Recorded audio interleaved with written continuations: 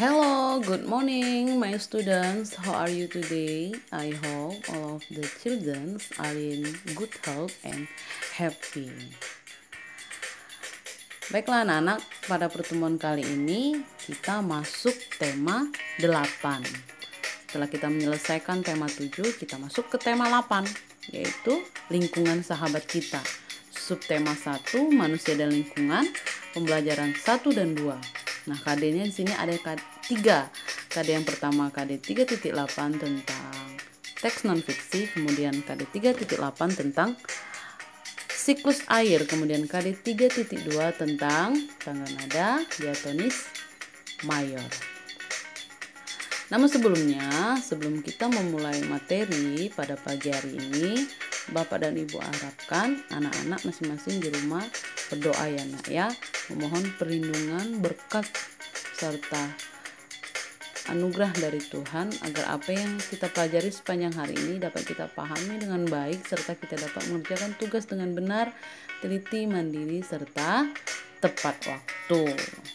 Nah, setelah anak-anak berdoa, setelah kita semua berdoa, mari kita memulai pembelajaran kita pada pagi hari ini. Nah, bisa anak-anak perhatikan kedua gambar berikut ini. Apa yang terlintas di benak anak-anak ketika anak-anak melihat kedua gambar ini? Apa yang bisa anak-anak jelaskan? Apa yang bisa anak-anak sampaikan? Nah, untuk gambar yang pertama itu nampak sebuah pemandangan yang indah, ya, yang di dalamnya terdapat persawahan yang ditanami padi yang sangat subur. Kemudian gambar yang kedua itu beberapa siswa sedang menanam sebuah bibit tanaman. Atau ketika anak-anak masih ingin memperjelas hasil dari deskripsi atau cerita yang anak-anak sampaikan mengenai kedua gambar tersebut, bisa anak-anak jawab beberapa pertanyaan yang ada di dalam buku. Nah, yang pertama ada 5 soalnya ya nak ya. Nah, ketika anak-anak jawab, sambil anak-anak jawab, anak-anak pauskan dulu videonya, kemudian ibu akan sampaikan kunci jawabannya. Nah, bisa anak-anak ukur kira-kira jawaban anak-anak itu masih jauhkah atau sudah mendekati, ya nak ya. Seperti itulah latihan soal ketika belajar materi, ya nak ya. Kemudian soal yang pertama, fakta apa sajakah yang ditunjukkan gambar tersebut? Nah, gambar yang pertama itu menunjukkan lingkungan yang indah berupa areal persawahan yang subur. Gambar yang kedua itu menunjukkan anak-anak usia SD sedang menanam bibit tanaman. Kemudian yang kedua, apakah lingkungan berguna bagi manusia? Mengapa? Lingkungan berguna bagi manusia karena lingkungan itu menyediakan semua kebutuhan hidup manusia. Kemudian soal yang ketiga, apakah keuntungan yang diperoleh manusia jika menjaga lingkungan? Ya, jika manusia menjaga lingkungan, semua kebutuhan hidup manusia dapat tercukupi. Kemudian yang keempat, apakah akibatnya jika manusia tidak menjaga lingkungan? Jika manusia tidak menjaga lingkungan menjadi rusak dan tidak memberi manfaat, bahkan dapat menimbulkan kerugian dan bencana bagi manusia. Yang kelima, bagaimana kondisi lingkungan di sekitarmu? Nah, bisa anak-anak ceritakan di dalam buku PS-nya mengenai kondisi lingkungan yang ada di sekitar anak-anak.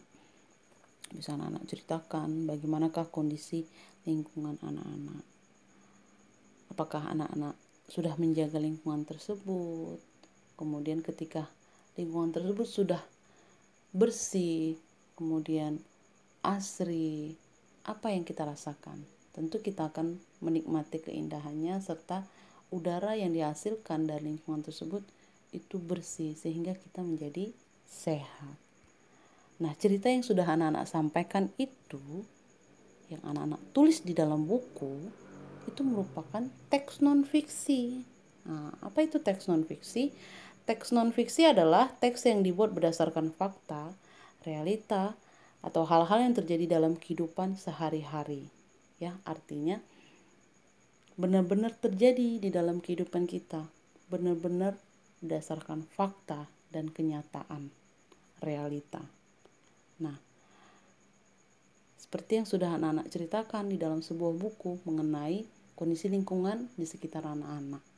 Nah, itu merupakan fakta yang benar-benar terjadi. Kemudian informasi-informasi tersebut berdasarkan fakta, kenyataan. Nah, selain contoh yang sudah anak-anak tulis di dalam sebuah buku, ada lagi contoh teks non-fiksi, yaitu karya ilmiah. Karya ilmiah ini merupakan suatu informasi berdasarkan sebuah penelitian atau eksperimen. Eksperimen kecil, sedang, maupun besar. Nah, itu disebut karya ilmiah. Kemudian ada laporan berita. Laporan berita ini mengenai suatu peristiwa-peristiwa yang benar-benar terjadi dan ada di kehidupan kita sehari-hari. Kemudian tulisan sejarah, ya. Sejarah berarti peristiwa yang benar-benar terjadi pada masa lampau. Kemudian ada biografi. Nah, biasanya ini merupakan biodata dari tokoh-tokoh bersejarah atau tokoh-tokoh yang paling terkenal. Kemudian ini juga merupakan suatu contoh dari teks non-fiksi, ya, yang berjudul Demi Air Bersih Warga Waborobo Rela Berjalan Sejauh 15 km. Nah, ini merupakan contoh dari teks non-fiksi. Karena apa? Karena benar-benar terjadi di kehidupan sehari-hari, kemudian berdasarkan fakta teksnya, berdasarkan kenyataan dan realita. Nah, bisa anak-anak baca teks non-fiksinya. Baca, kemudian sambil dijawab lagi pertanyaannya, agar informasi yang ada di dalam teks non-fiksi yang anak-anak baca itu melekat dan diperoleh informasi pentingnya, ya, dengan jawab pertanyaan. Kemudian, peristiwa apa yang terjadi? Pertanyaannya. Warga di sebuah desa harus menempuh perjalanan jauh untuk memenuhi kebutuhan air bersih. Di mana peristiwa itu terjadi? Peristiwa itu terjadi di Kelurahan Waborobo, Kecamatan Betoambari, Kota Bau-Bau, Sulawesi Tenggara. Apa penyebab peristiwa itu terjadi? Peristiwa itu terjadi karena Kelurahan Waborobo terletak di dataran tinggi. Di dataran tersebut, air tanah sulit didapat. Kemudian, fungsi air bagi tumbuhan. Apa fungsi air bagi tumbuhan? Air diperlukan oleh tumbuhan dalam proses fotosintesis. Kemudian apa fungsi air bagi hewan? Fungsi air bagi hewan itu untuk minum, membersihkan diri sebagai tempat hidup hewan air. Kemudian apa fungsi air bagi manusia? Banyak enak ya. Salah satu beberapa contohnya yaitu sebagai berikut. Minum, memasak, membersihkan tubuh, mencuci bahan makanan dan pakaian, serta lain-lainnya. Nah, air itu sangat penting bagi kehidupan kita, ya, untuk kelangsungan hidup kita. Nah, air itu harus tersedia di bumi dan air tersebut jangan sampai habis. Nah, kenyataannya Tuhan sudah mengizinkan air tersebut ternyata tidak habis-habis, padahal kita terus memakainya. Nah, kenapa air tersebut tidak habis-habis? Apa yang terjadi? Kenapa air yang kita pakai secara terus-menerus itu tidak habis? Nah, karena adanya siklus air. Siklus air adalah proses perputaran air yang terjadi secara terus-menerus dari permukaan bumi ke atmosfer. Atmosfer itu langit ya, nak ya, di atas. Kemudian kembali lagi ke permukaan bumi, kembali lagi ke bawah, ya. Nah, contoh pemanfaatan air oleh makhluk hidup. Air hujan yang meresap ke dalam tanah akan disimpan sebagai cadangan air bagi makhluk hidup. Ya. Kemudian air mengalir dan memenuhi sungai-sungai dan danau yang berguna untuk aktivitas makhluk hidup. Air yang di dalam tanah akan diserap oleh tumbuhan untuk proses fotosintesis. Kemudian air juga menjaga kelembaban suhu dan iklim di bumi agar kita terhindar dari suhu yang terlalu ekstrim, terlalu panas ya nak ya. Nah, berikut ini adalah video tentang penjelasan siklus air ya. Perhatikan ya nak. Halo sahabat cerdas, tahukah kalian sekitar 71% permukaan bumi tertutup oleh air. Dari jumlah tersebut, 97% merupakan air asin yang berada di laut. Sedangkan sisanya 3% merupakan air tawar. Sebanyak 2% dari air tawar merupakan es yang berada di kutub. Sisanya yang dapat kita gunakan berada di danau, sungai, dan air tanah. Manusia menggunakan air untuk berbagai kebutuhan, misalnya mandi, minum, mencuci, menyiram tanaman, dan berbagai kebutuhan lainnya.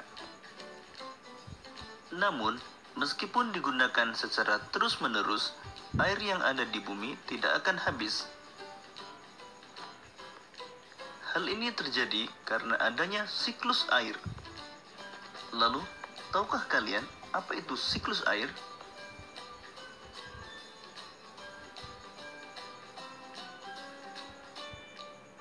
Siklus air adalah sirkulasi atau perputaran air secara terus-menerus dari bumi ke atmosfer, lalu kembali lagi ke bumi.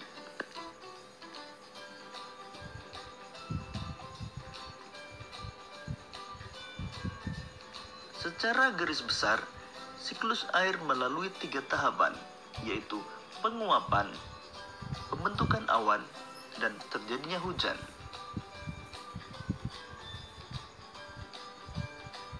Air di laut, sungai, dan danau menguap karena terkena panas matahari. Proses penguapan tersebut disebut evaporasi. Tumbuhan juga mengeluarkan uap air ke udara akibat panas matahari. Proses penguapan yang berasal dari tumbuhan disebut transpirasi.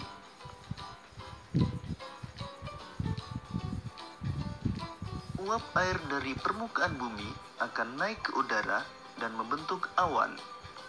Kumpulan uap air tersebut akan mengalami pengembunan membentuk titik-titik air. Proses tersebut disebut kondensasi. Lalu angin akan membawa awan ke daratan atau dataran tinggi. Selanjutnya titik-titik air di awan akan turun menjadi hujan. Proses ini disebut presipitasi.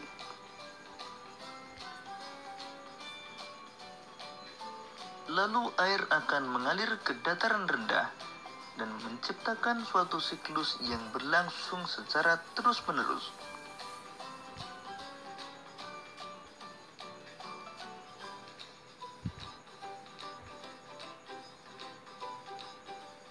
Demikian tadi penjelasan tentang siklus air. Semoga video ini akan memudahkanmu dalam memahami materi siklus air. Oke, demikian penjelasan dari siklus air. Anak-anak sambil nyatet nggak tadi?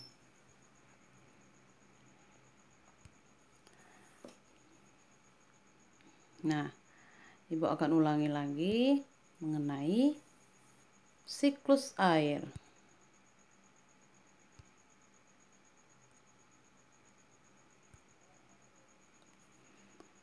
Ada 3 tahapan yang paling penting dari siklus air. Ada proses penguapan. Penguapan ini berasal dari ada 2 sumber ya, berasal dari sumber mata air, bisa dari sungai, danau, laut, itu disebut evaporasi. Kemudian penguapan yang berasal dari tumbuh-tumbuhan ya, disebut dengan transpirasi. Kemudian uap-uap air tersebut akan naik ke atmosfer, kemudian akan mengalami pengembunan serta membentuk awan-awan. Ya, ini disebut kondensasi. Kemudian awan yang sudah berisi uap air kemudian akan terbawa oleh angin dari tekanan udara yang tinggi ke tekanan udara yang rendah, sehingga kemudian awan tersebut mengalami presipitasi, ya, yaitu titik-titik air yang jatuh menuju ke permukaan bumi, bisa dalam bentuk hujan atau salju. Nah, ini tadi ya Nak ya, penguapan, evaporasi, transpirasi, pembentukan awan, kondensasi, kemudian hujan, presipitasi. Ingat 3 hal siklus air tersebut. Kemudian evaporasi tadi apa? Penguapan air yang berasal dari sungai, laut, ataupun danau, ya Nak ya. Kemudian transpirasi, apa tadi transpirasi? Ya, penguapan air yang berasal dari tumbuh-tumbuhan. Kemudian kondensasi, apa itu? Uap air ya yang berasal dari sungai, laut, danau, dan tumbuh-tumbuhan itu akan naik ke atmosfer, kemudian mengalami pengembunan serta membentuk awan-awan. Nah, ini disebut kondensasi. Kemudian apa?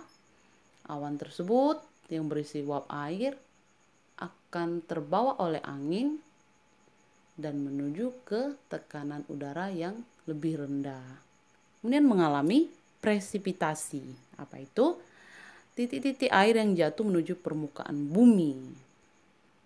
Nah, ketika sudah jatuh, titik-titik air tersebut, itu disebut hujan ya Nak ya. Air tersebut akan jatuh ke permukaan bumi dan diserap ke dalam tanah. Kemudian mengalir ke sungai, danau, laut. Kemudian kembali lagi. Sungai, danau, laut tersebut mengalami evaporasi lagi. Kemudian tanaman-tanaman, tumbuh-tumbuhan yang ada di sekitar di permukaan bumi itu mengalami transpirasi lagi. Kemudian mengalami apa lagi? Mengalami kondensasi lagi, ya Nak ya. Kemudian setelah mengalami kondensasi mengalami presipitasi lagi. Ya, begitu seterusnya. Itulah yang menyebabkan kita tidak kekurangan air. Air tidak cepat habis, artinya air tersebut selalu tersedia. Nah, inilah penjelasan dari siklus air. Bisa anak-anak catat, kemudian anak-anak bikin rangkuman yang anak-anak pahami dengan kata-kata anak-anak sendiri, ya Nak ya. Nah, sebagai bentuk wujud syukur kita karena air itu tidak pernah habis di permukaan bumi, anak-anak bisa sambil bernyanyi, sambil bergembira karena air itu tidak pernah habis walau kita pakai terus-menerus. Nah, bisa anak-anak nyanyikan judul lagu yang berjudul Air Terjun, ya, ciptaan dari A.T. Mahmud. Bisa sambil anak-anak ikuti ya.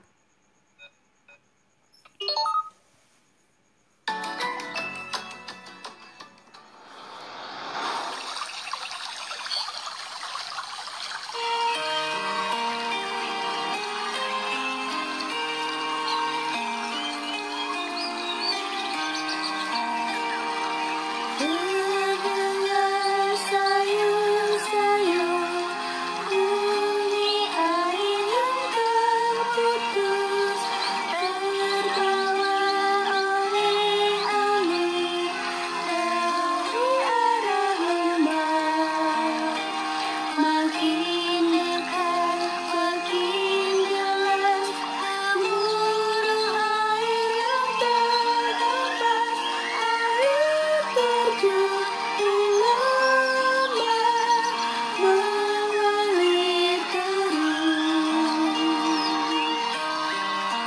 sambil dinyanyikan di rumah, nak.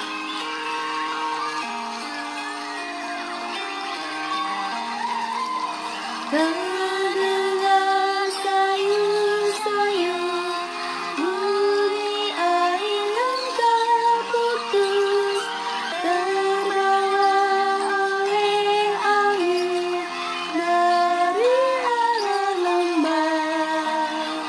Makin dekat, makin jelas gemuruh air yang terhempas, air terjun di lembah mengalir terus.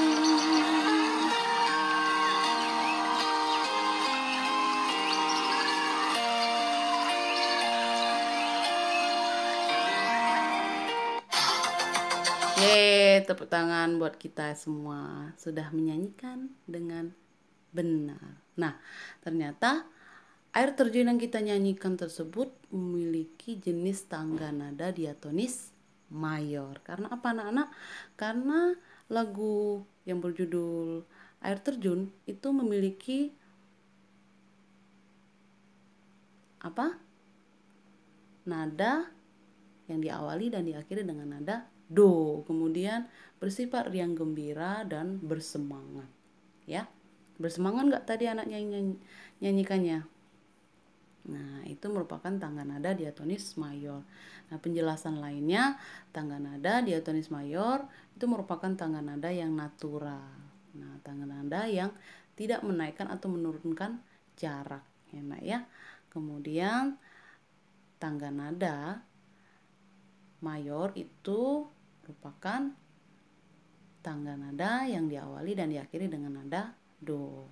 Nah, begitu seterusnya ciri-ciri dari tangga nada diatonis mayor.